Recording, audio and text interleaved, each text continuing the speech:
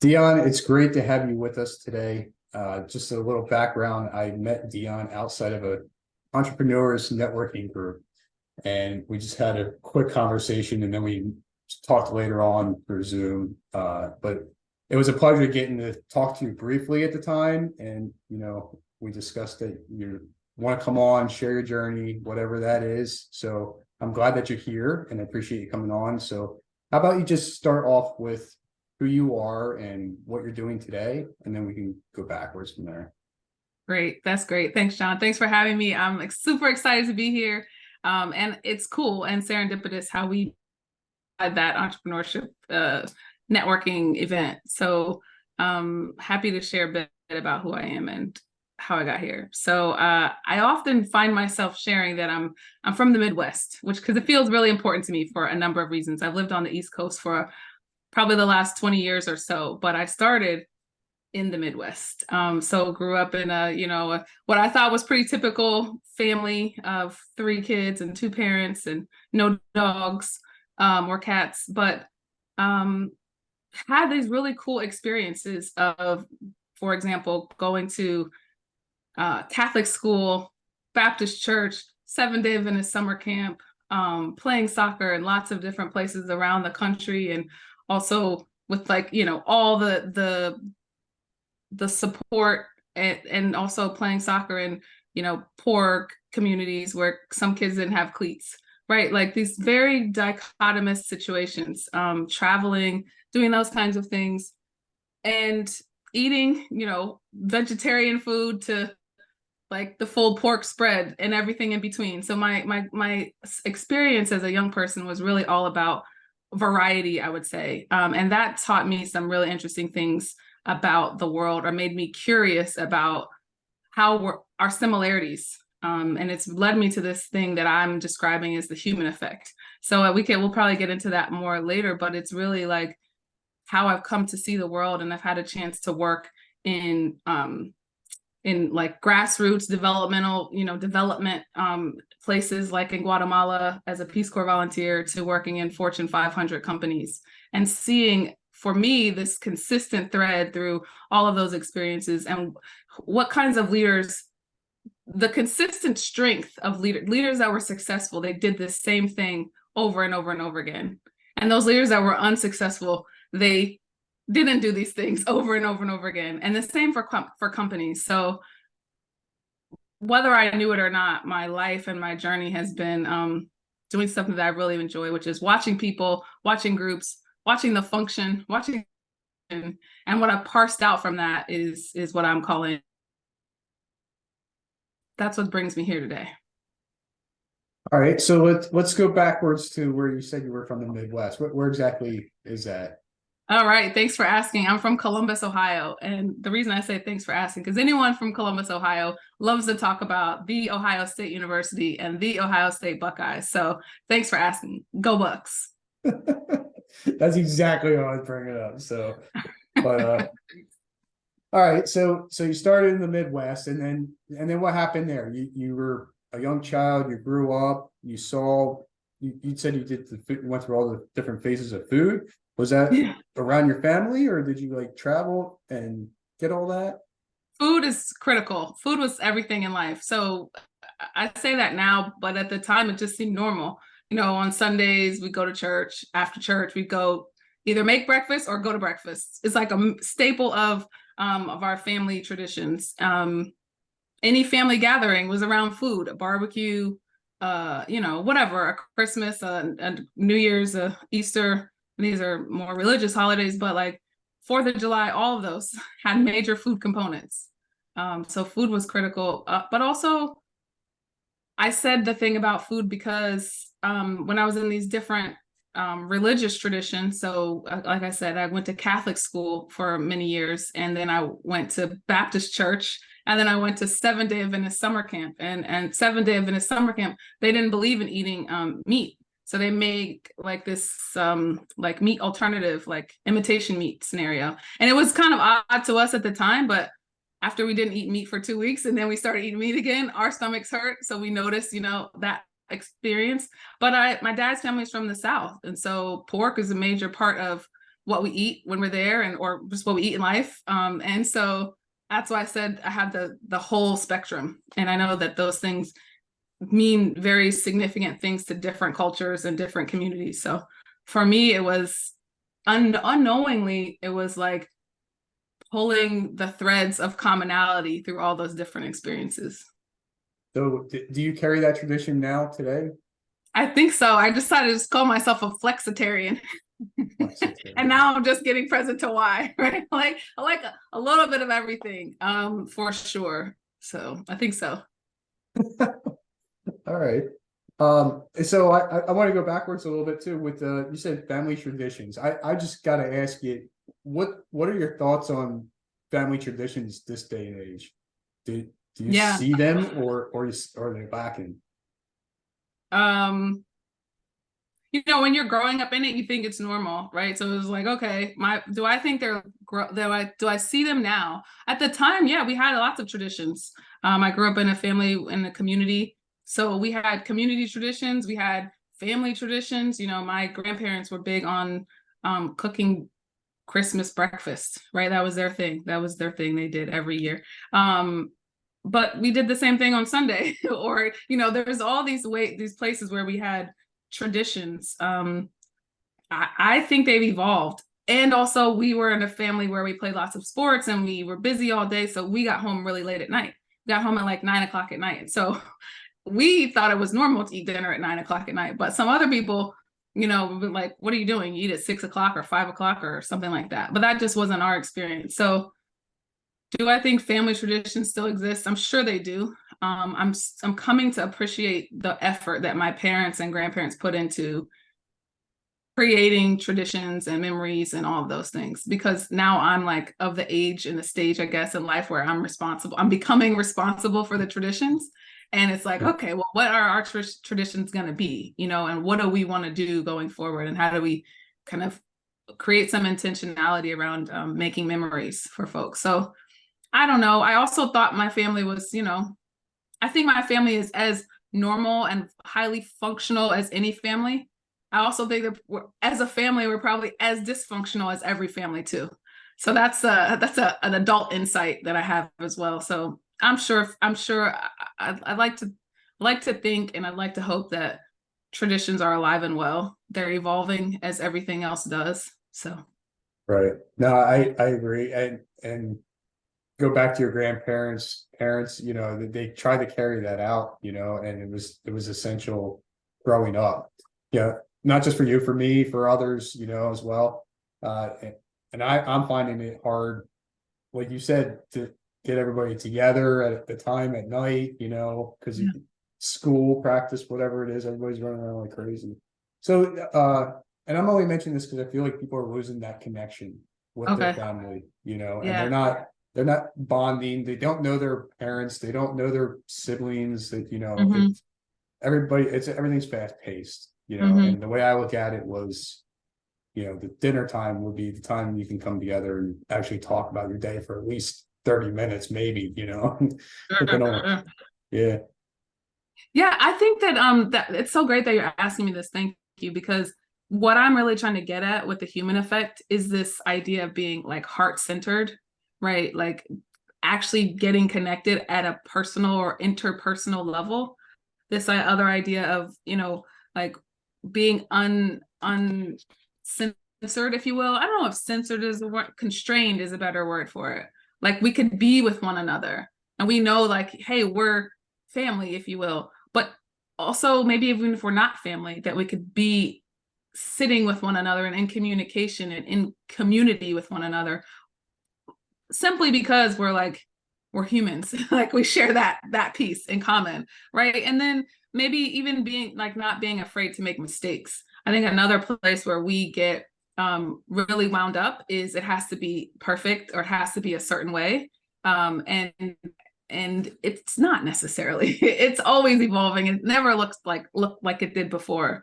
And also seeing those problems like busy schedules, for example, as opportunities, right? I think that's a huge way that we could start to create with what we have, and where we are. And then the last piece for me is around this idea of the human effect. Is it applies in families, which is what you're bringing up, but this idea that we're actually kind of have been trained or tamped down this idea of like noticing and naming what we're sensing.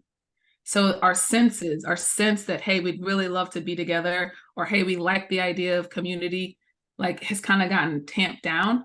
And so getting back to a space where we notice and name those kinds of things, comfortable things or uncomfortable things, but we actually practice that muscle. So I think it's available in families. I think it's possible in families, but I think it's going to take letting the old go, making space for a new version, which I don't know where we are in this story, but which for me maybe has also come in the last, some new insight into that in the last couple of years as my grandparents have passed away, and then the past year my dad passed away, and so starting to think about, what the heck do you do?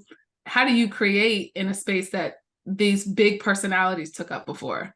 What's next? And my one of my good friends, I said, why do grandparents have to pass away? Like, this just doesn't make sense. Why can't they just live forever? And she said, they pass so that they can make space for us to flourish and to blossom into those people that they, have, I don't want to say created us to be, but formed us, into and poured into us being. So I'm doing my best to step into that myself. And I think that's the opportunity really for all of us, rather than being like, kids don't want to get with parents and, just all the problems of it. It's like, yeah, it's hard. Of course it's hard. And there's technology issues and there's, external influences and all that stuff. But I guess my hope for humanity and my hope in humanity says, like, it's possible. It's cool. It's just different. So. It is different. Yes. So it sounds like you were talking about people coming together and be more vulnerable, opening up at the dinner table or whatever it is, right? And first of all, I'm sorry to hear about your father and your grandparents. Thank you. All that stuff is hard. My father passed away when I was like 26 or whatever, but that stuff takes a toll on you. You start thinking things, and Absolutely. Yeah, and so you might have a mind shift. People are going to go down, and then people are going to go up. So you decide on what direction you're going to go.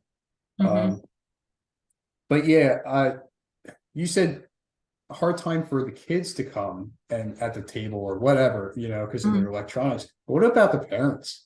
Like, it's funny you say that too, and I'm also sorry for your loss. I don't think it necessarily it doesn't go away. Loss and grief, I think, are huge teachers. So I want to acknowledge that as well. I think the parents are hilarious. I used to have to tell my parents, my dad in particular, Dad, we're at dinner. Can you put down your phone so that we can chat with one another, right? But the technology is addictive. Like, we have to be kind of straight with ourselves about that. So it's not just someone trying to be kind of, rude or something or whatever, or disrespectful. It's literally like calling us. It's designed to call us towards it and away from one another. So I'm not anti-technology. I'm just saying, let's acknowledge it, like what's happening with it, right? And maybe it just has a place, and so does connecting with one another. So would you say everybody should try to be more present? I think it's about being present first with ourselves and then with other people. I think part of what technology does and what all the distractions do is they help us not be with ourselves, and then it's easier to not be with one another either. But part of my own journey is like, I was kind of like, I did all the things. I don't even know if I said this, but I worked on my way to working at all those companies. I went to an Ivy League school. I went to graduate school. I did all the things. I worked at all the places. And in that process, along with all the other things in my, along the way in my childhood, I was groomed to start to ignore, to compartmentalize, right? People, like, there's a process, like, don't think with my heart. Absolutely not. Think with your head. Be logical about it, right? So over time, you're groomed to not do these things. So I don't think we start out this way, but I do think we evolve to this, and it leaves us disconnected. And so for me to say, oh, we should just be more present, I think it's harder than just saying it. And that's pretty much a bit of the journey that I've been on. I decided to leave my corporate job in the like late 2019, early 2020, before the pandemic was a thing. But there was a stirring like in my body that was like, it's time to go. Like, okay, I'm trying to ignore this as much as I could, but it was time to go. And in the 3 years since then, what I've done is like really redesign and reprogram my life and myself around this idea that like deprogramming I was taught to like to constrain myself. Like, I'm suggesting this human effect, you could be unconstrained, right, in your interactions and in your communication, but we learn to be constrained. Do it this way, say it like this, talk like that. There's a whole socialization there. And I was taught I was trained, and I spent hundreds of thousands of dollars to learn to not make mistakes. Like, mistakes aren't allowed, like, get it right, and to solve problems, and to see problems as things to solve, not as opportunities necessarily. And then also to ignore my own sense, like what my own senses are telling me. So I think I'm a perfect example of it. And I assert that there's lots of us out here who have been trained in those ways. And what happens ultimately is that you feel very disconnected from yourself, and kind of lost about where do we go? How do I connect? How do I actually get back to a centered place, a grounded place? And for me, I didn't know why, but I knew that there was a strong shaking or calling to just stop doing what I was doing and give myself some space to discover and explore what it would look like to listen to myself, to be heart-centered, to, treat mistakes as opportunities. And it's been a journey. And I'm now like all about how do I let me say this. I was hiking, a part of my like post quit my corporate job, midlife crisis, whatever you want to call it. Or like early retirement was what I was calling it at the time. I was in Bali, on finishing my Eat, Pray, Love tour, as I like to say, the last step. And we were doing this early morning hike. So you get up at like 2 a.m. or 3 a.m., you drive in the dark, you get to the base of this mountain. You don't know there's a mountain because it's dark. You don't see anything except for in the distance, you see some lights going this way up. You just see lights up this way. You're like, okay, that must be the mountain. And it looks like it's pretty steep because we're all the way down here and the lights are way up here. Anyway, you just start hiking. Eventually, you keep hiking and it's still dark. It's not any closer to light, it's still dark. But at some point, this woman came out of nowhere and she said, "Do you want me to hold your hand?" And I am the high achieving, do it myself, figure it out. I'm the one people come to solve problems. She said, "Do you want me to hold your hand?" And I don't know what it was about the way she said it or how much I was struggling on that mountain, but I said yes. And she held my hand all the way up the mountain. And that, I think, is a perfect, and I made it, right? Because there was a few moments before that it was looking a little shady, but I made it up the mountain, and that experience has really transformed for me what achievement looks like, what, connection looks like, what impact looks like. Like, why not have someone hold your hand on the way? Like, you're going where you're going, but the journey can be much more smooth and much more supportive. So I'm kind of on this mission, and I'm exploring it as I go, but following again that sense that it could make a difference for other people if there was someone there, or if there was a community there to hold their hand on the journey. So that's what I'm up to. All right, no, that's cool. So my question to you is, how does one become more present or more self-aware of what's going on? Sure. Thanks for that question. I think it may be different for everyone, but there are things to try out, things to explore. There's some basic things like actually doing this thing. It's called I don't, oh, the Artist's Way describes it as morning pages.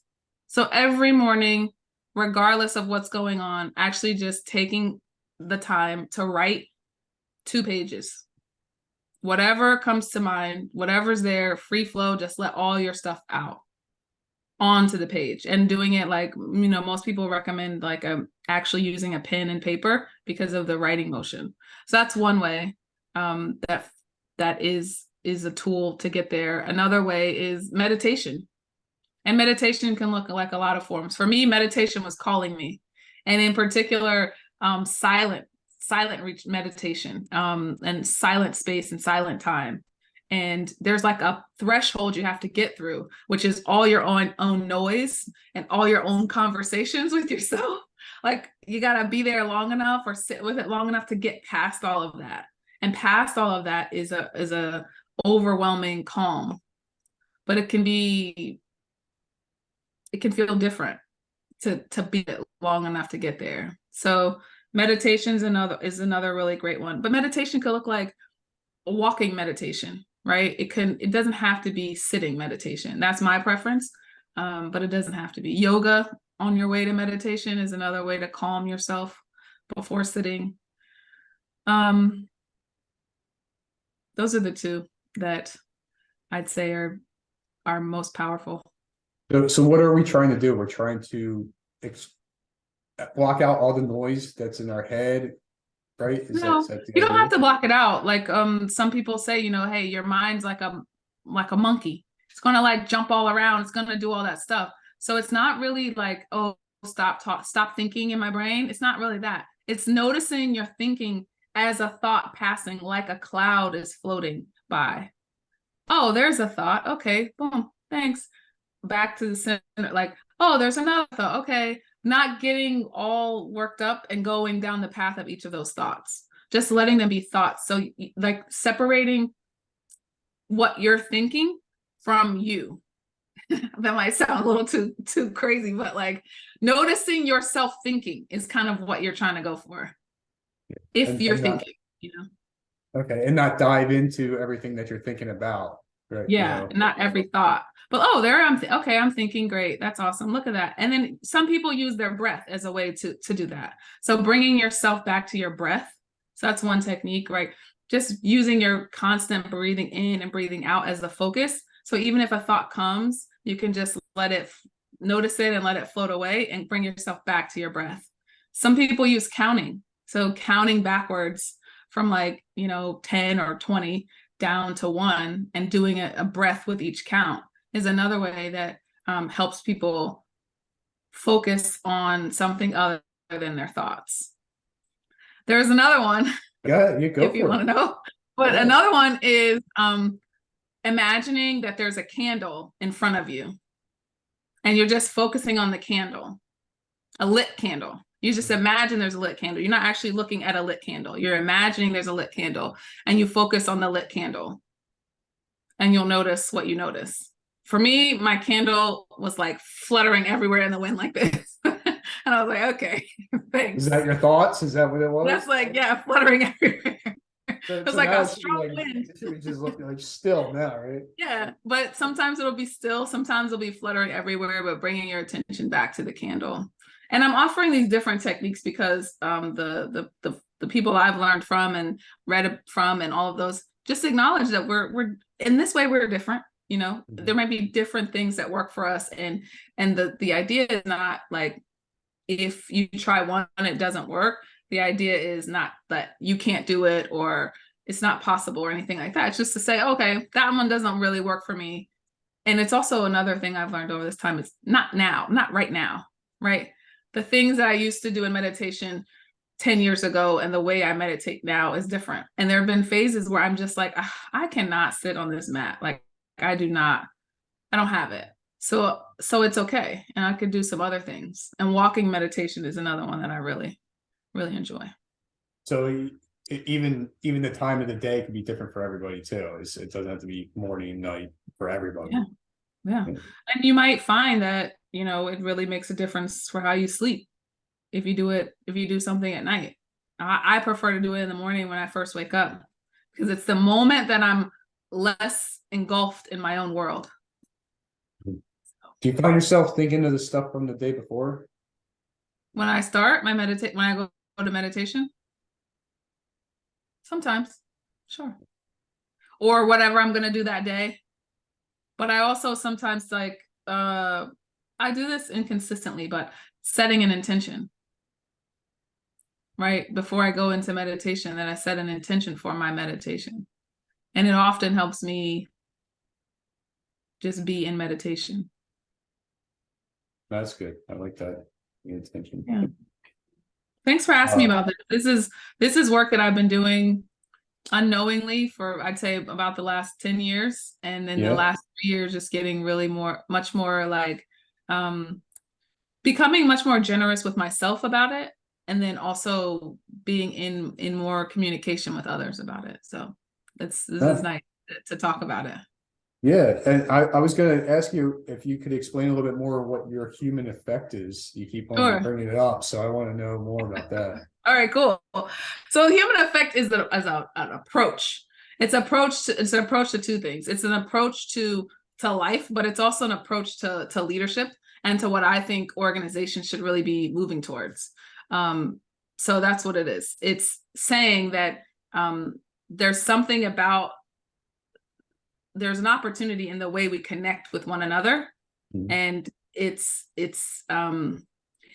has the potential to expand what we can do, and it has the potential to be our pathway through many of the isms, many of the challenges and obstacles that we face into in organizations.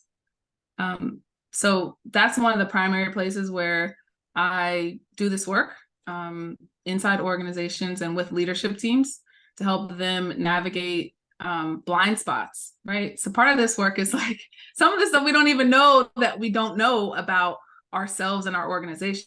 We see it, in this fast pace, like things got to get done, objectives to meet kind of context. And we can often step over some blind spots in how we interact with one another, how we relate to one another, what's even going on with us that perpetuates like distance, dysfunction in our cultures, and challenges in our leadership. So that's one of the main places where I'm doing this work and where I do this work. And then the other place is with other high achieving women in particular who really are at a place in their lives where they want to they really want to commit to their health and to their wealth and their well-being. And so I'm like creating this mastermind community that is about that. So each woman is brilliant, I'm sure, and has been on a version of this journey. But there's something about going together. And actually, I feel like it's really cheesy to say this, but like having someone hold your hand as you go on this journey feels important to me at this time. So that's what the human effect is. It's an approach. It's a way to wade through places that have been stuck before, and maybe like, I don't know, impassable in our personal lives, but also in our professional organizations. So how far can one go if they're just alone? That's. I don't think you can go very far, right? That's the whole idea.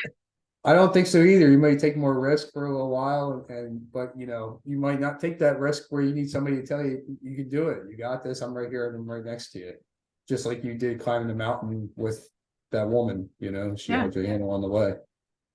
It sounded like you were trying to tell me the story that you were going to stop a few times, and you probably would have if nobody else was going to carry you. I would have, and I think it's important that. Yeah, I wanted to stop. I wanted to turn around. I wanted to tell my friends, like, are you guys crazy? Whose idea was this, right? And I was glad that I made it to the top. And I was glad that the journey was a bit easier with this woman holding my hand. Sure. So you're in the leadership then, is that what, okay. I'm in the So, leadership space, and then helping organizations be more effective space. So like organization effectiveness, that kind of stuff. Yeah. okay. All right. So how can people contact you, reach out to you for your support, whatever you can do for them? And then like who are you exactly helping, if you can Yeah, share sure. that. Thanks. So folks can reach out to me on my website. So see us there on the web, and then also on LinkedIn, at Dionne Boyd, on LinkedIn and on our website. So those are the two places. And then who am I working with? So CEOs of small organizations, maybe 100 to 500 employees. We're working with like talent and leadership development folks in larger companies in that 10,000 range, and then working with maybe division leaders in the bigger companies, the 100,000 to plus size companies, so division leaders in that space, but who get that culture drives organizations. We're not talking that, yes, numbers and revenue drives it, and culture drives it, as Peter Drucker says, culture eats strategy for breakfast. So we're working with and looking to work with leaders who are super clear on that and are starting to say, we've tried a lot of things and something's missing here. Like maybe we're the call of last resort, and that's okay. But you've tried it and it's not working, and your organization can be more effective, and you also are really committed to the mission that you're up to. And if your team doesn't get itself together, you're not going to be able to actually effectively meet your mission. So those are the kinds of organizations we want to work with, and we want to come in and partner. That's our version of holding your hand, and bring our experience, bring our perspective on how we actually break through these barriers and silos, and work with you on it. So that's what we want to do. And on the other hand, what we want to do is work with women, women leaders, high achieving women who are at a place in their careers and their lives where they no longer want to go at it alone. Awesome. That's great. And I'll share all that stuff in the show notes and everything. Before I ask you the last question I have for everybody, I'm just curious to know, how did it feel when you quit the corporate job and go on your own for I think you said 3 years or so, Yeah. I just want to know how that feeling was. So were you scared, nervous, anxious? Thanks. I felt both liberated and scared to death. Mhm. Absolutely. It's everything I wanted. I grew up in a family of entrepreneurs, and so I knew I always would do it. But once I finally did it, it was awesome. I felt like I was actually living my dream life. And I hadn't ever felt that before in my corporate roles. And I felt like it was all on me. And that's also not great. Yeah. So It felt alive, I guess. I felt alive. I felt Yeah. every breath coming in my nostrils. That's awesome. Every week of growing the business. So thanks for asking about that too. Yeah, no problem. That's great. So my question is, what are 3 key things you learned and used along your journey? Yeah, the first one, I'm learning it every day. Even as I said, as I left my corporate job, I felt alone. The key thing is I'm not alone. I was never alone, nor am I alone now. Even when I feel like I'm alone, I'm not alone. And so it's really on me to remind myself of that, and also get with other people who create the community who remind me as well when I forget. So that's the first one, most important, most powerful, and most empowering one for me. I'm not alone. The second one is